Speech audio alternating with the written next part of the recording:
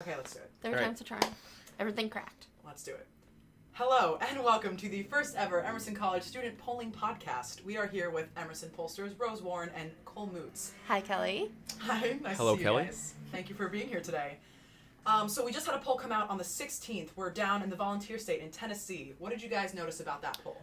So, we've seen similar results in other polls, but we had the Democrat Phil Bredesen up by 6% against Representative Marsha Blackburn in the state, which is interesting because this used to be it's right now being represented by Bob Corker, a Republican. So this is a possible Democratic pickup in a state that's very unlikely, being it's Tennessee, a state Trump won by 20. Rose, what do you think? Yeah, well, I'm looking at Phil Bredesen, and he's a governor. You know, he's already won 2 statewide elections, and he's coming with this experience of running those campaigns that I don't think a representative like Blackburn would have. For sure, especially if you've only run in like one district, right? She hasn't never run statewide before. Right. Yeah. And also he has name recognition that she doesn't. Mm-hmm. Yeah, so that could help out Absolutely. a lot. It'd be interesting to see if this race tightens going on forward, if we see more people kind of learn who Blackburn is, more like partisanship get in the way. It's going to be interesting, and it's for sure not a surefire bet that Bredesen will win this race. Awesome. Now, did you see anything interesting in the governor's race? Yeah, actually, it was interesting that the Democrats lead in this one, too. I really thought it was only the Senate that they could win. But Carl Dean leads both against both possible Republican nominees. Mm-hmm. What was really interesting was that no one had over 40%. So what that tells me is no one has really good name recognition. So as soon as the primaries are over, I think the Republicans might coalesce around a candidate and really shore up their base. Yeah, when we're looking at the Democratic primary, and there's still 33% of the Democrats are undecided. Wow. You know, that's a good margin that maybe another candidate could pick up that could split the vote just like the Republicans.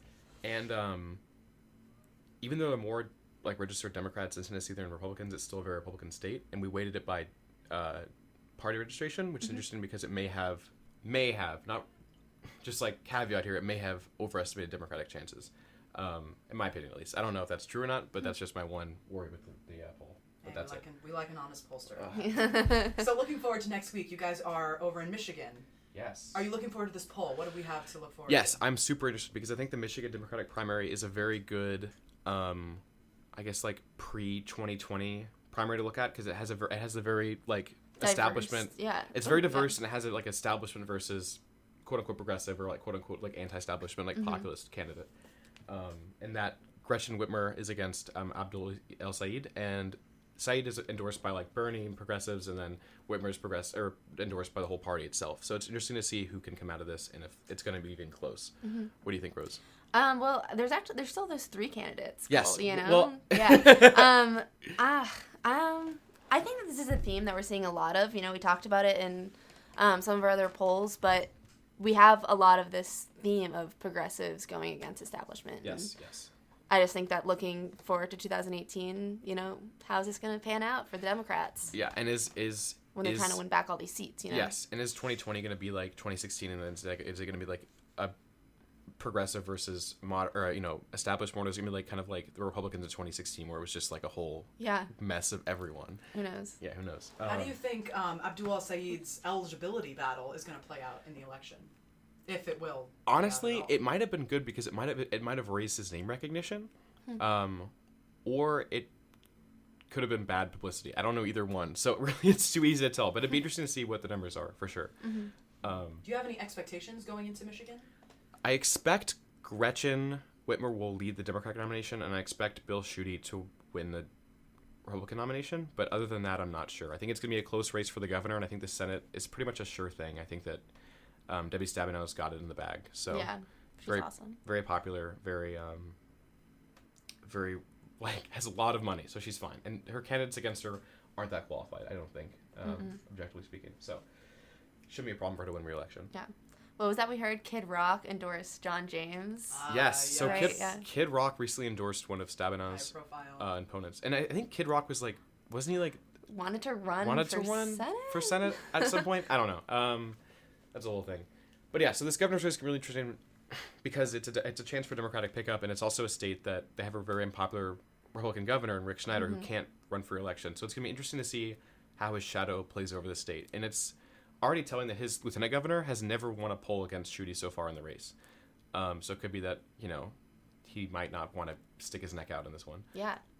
Definitely, we're excited to get this poll on the out in the hopper, out as in the hopper. Spencer says. Yeah, as pollsters say, because their primary is coming up. Yeah. August 7th. And lastly, I really am looking forward to seeing the approval rating of Donald Trump in Michigan, because that was one of the key states he won in order to beat Hillary. And if it's dropped a lot since 2016, it might be a bad sign for him. Sure. Yeah. Before we wrap up, 2 polls ago, when we did a national poll, there was a question on there about capitalism versus socialism. I just wanted to hear your thoughts on that before we wrap up this week's show. The infamous Donald Trump tweet poll. Yes. But yeah, so it was very interesting. I think it's in line with what we've seen in other places, that the 18 to 29 age demographic is very different in the way it views socialism than any other age demographic. Like, every other age group had support for socialism at like 16, 70%, but at 18 to 29 was around 49 to 50% of the people like were in favorable view for it, which makes sense, I think, considering that most of those people have grown up without the Cold War, without the Iron Curtain, without that kind of view, and also have grown up during the recession and kind of like seen, I guess, maybe in their minds, like capitalism at its very worst. So that's my theory, at least, and why. Sure, and you have candidates like Bernie Sanders who comes out and says that he's a Democrat. And also, Ocasio-Cortez, too, winning against Crossley. I think that was a big deal, and I think that might have been...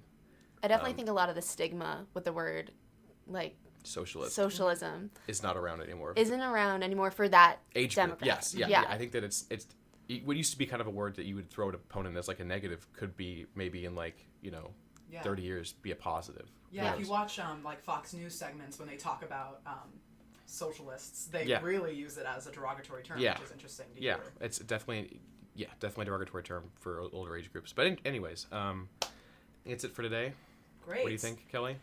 I think this was an awesome show. Thanks so much, guys, for coming on and telling us about the upcoming polls that we've seen.